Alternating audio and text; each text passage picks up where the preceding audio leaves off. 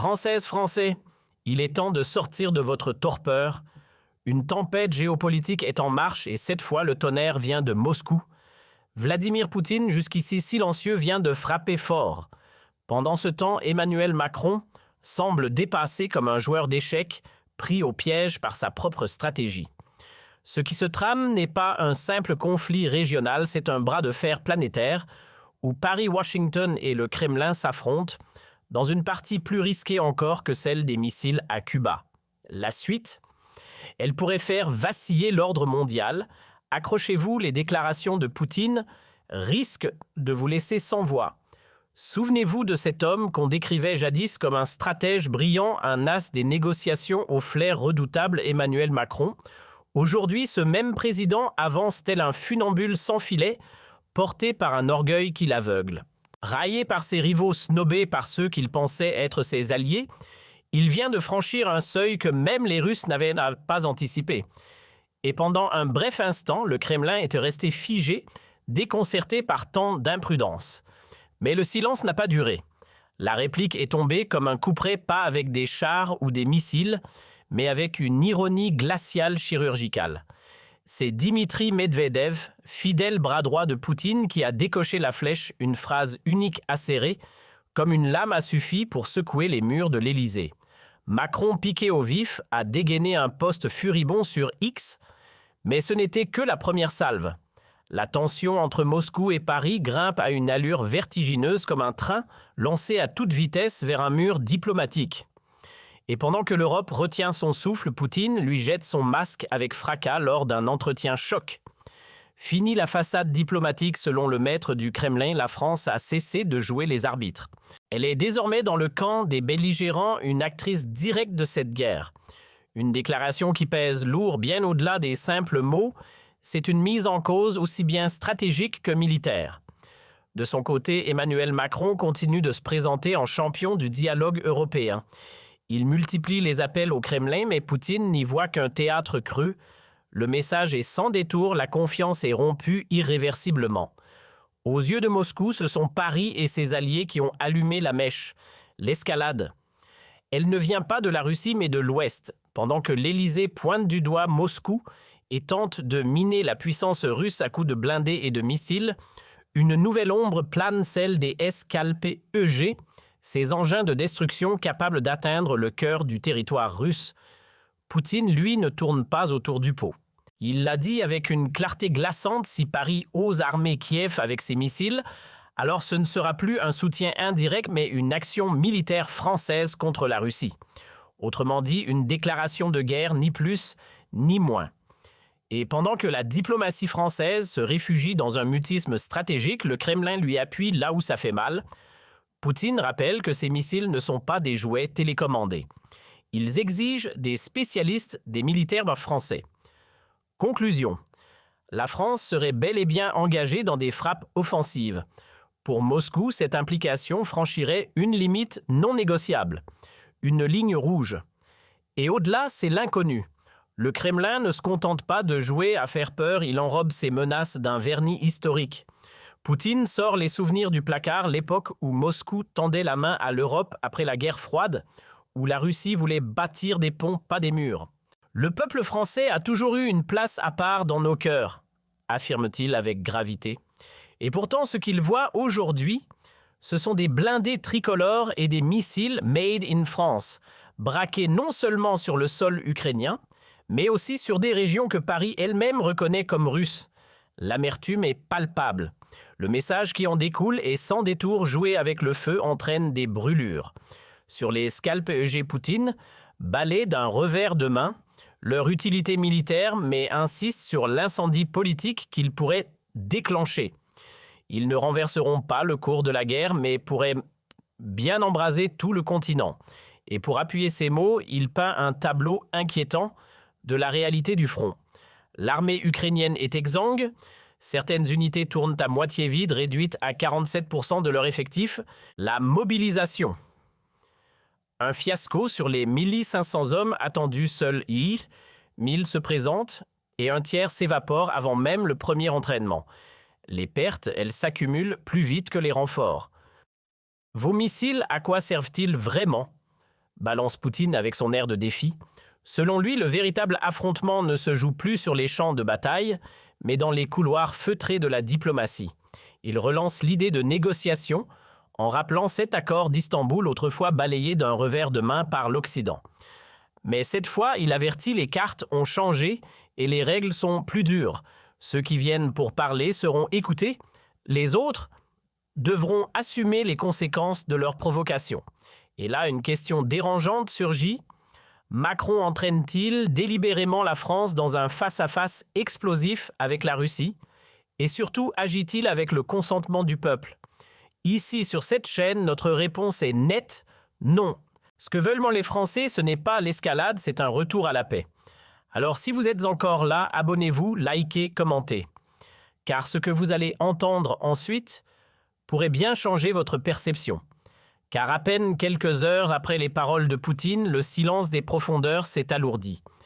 2 sous-marins nucléaires ont tout simplement disparu des radars. Pas d'alerte à l'OTAN, pas d'annonce officielle, juste un vide sonore.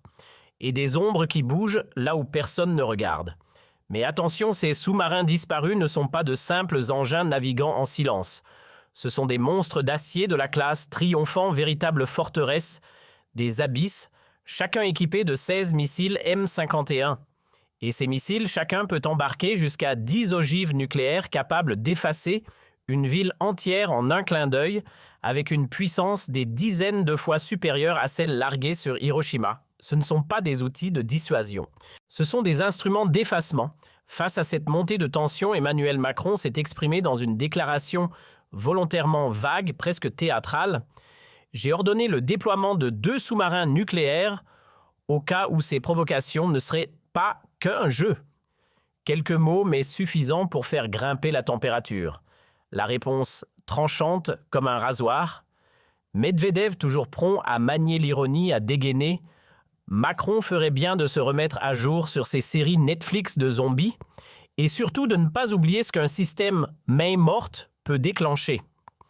Une allusion glaçante au dispositif russe, même si le commandement venait à disparaître, les missiles, eux, partiraient. Pas une menace lancée à la légère, mais un avertissement aussi sec qu'une gifle.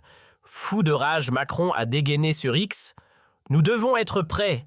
Face à la menace nucléaire, notre préparation est totale. » Une phrase lâchée comme une évidence, mais qui laisse planer un doute terrifiant. A-t-il seulement mesuré la portée de ces mots? Ou pire encore, a-t-il compris exactement ce qu'il déclenchait? Car ce qu'on vient de vivre entre dans les annales. Oui, un simple message sur un réseau social a suffi à faire remonter des monstres d'acier des abysses. Un troll appuie sur « Envoyer » et hop, l'ordre de mobilisation nucléaire est lancé. Pendant ce temps, au Kremlin, aucun frisson, aucune alerte. Juste un calme froid coupant comme une lame de rasoir. Et puis la riposte nette, chirurgicale, redoutable. Les Russes brisent le silence. Nos sous-marins, ils sont déjà en place, plus discrets, plus profonds, plus létaux.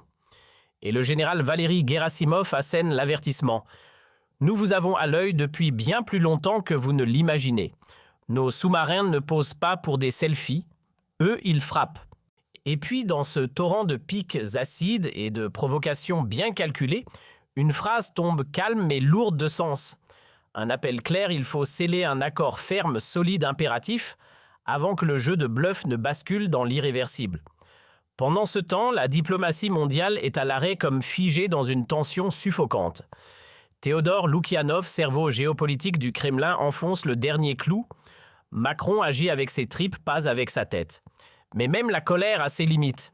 Et s'il continue à jouer avec le feu, il devra finir par faire quelque chose de concret. À Moscou, on n'est pas dupe, tout ce vacarme verbal venu de Paris. Pour eux, ce n'est qu'une mise en scène. Mais attention, si le rideau tombe et que le spectacle devient réel, la Russie est prête. Et pendant que Macron parle, Poutine lui reste muet. Mais en Russie, le silence est rarement un vide. C'est souvent un signal. Et un signal, un jour ou l'autre, appelle une réponse. Et c'est là que naît l'angoisse. Et si ce n'était pas de l'improvisation? Et si Macron avait en réalité un plan très clair? Et si toute cette tension nucléaire n'était pas une menace insensée, mais une manœuvre stratégique pour pousser Poutine à la table des négociations pour qu'un jour Emmanuel Macron se présente non comme l'instigateur du chaos, mais comme celui qui impose la paix. Cela peut paraître insensé, irréaliste même, mais si c'était justement ça le plan, créer un climat de fin du monde, placer Poutine dos au mur, puis lui tendre une main, non pas en signe de paix, mais pour le contraindre à plier. Un coup de poker, pas pour calmer le jeu, mais pour en prendre le contrôle. Et là, un retournement digne des meilleurs thrillers silence total du ministère des Armées. Aucune confirmation. Rien du côté de l'OTAN non plus. Pas la moindre preuve tangible que ces sous-marins aient quitté leur quai. Serait-ce en réalité une mise en scène parfaitement orchestrée? Oui, mais une mise en scène où la moindre erreur de script coûte des millions de vies?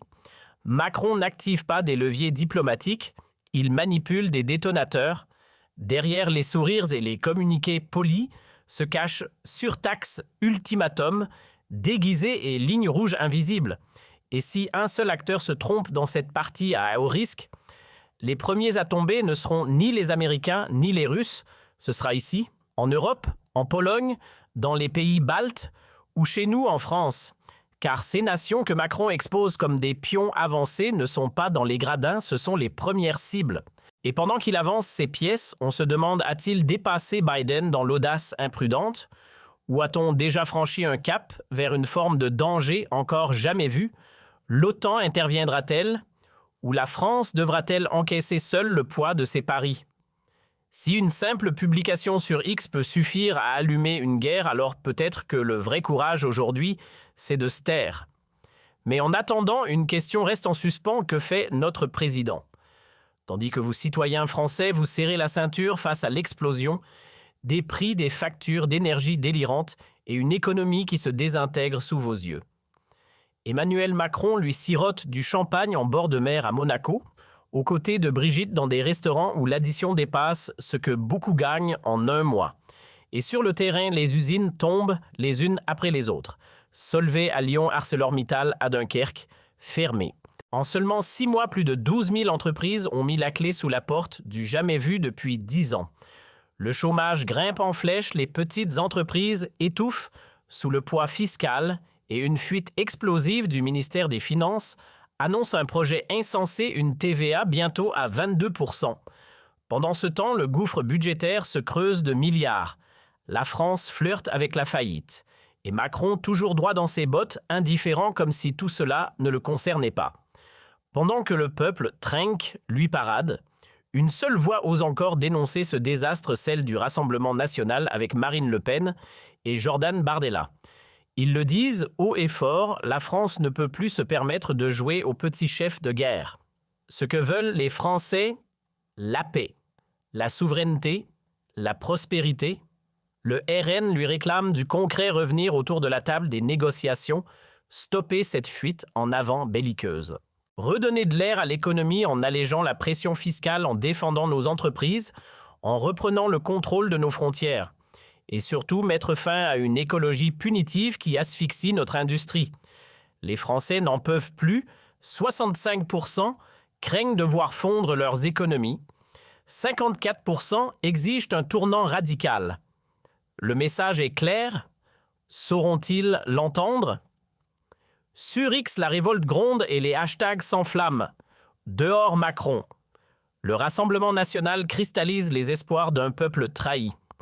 Face à cela, les vieux partis, qu'ils soient de LREM socialiste ou écologiste, paniquent. Leur stratégie?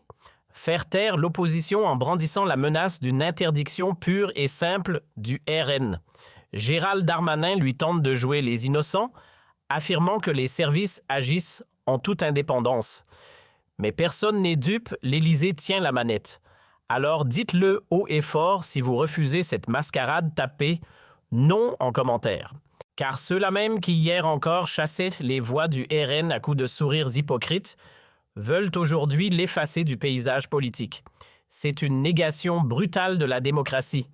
Ce qu'il faut désormais, ce sont des élections anticipées pour renverser cette caste déconnectée du peuple. Le moment est venu de vous engager, soutenez le Rassemblement national. Adhérez, participez, faites entendre votre voix. Si ce message vous a éclairé, partagez-le autour de vous, car la vérité ne doit pas rester confinée. Abonnez-vous dès maintenant, la prochaine vidéo ne sera peut-être pas un simple signal d'alarme, mais le témoignage d'un effondrement en direct. Restez sur vos gardes. L'heure n'est plus aux illusions, plus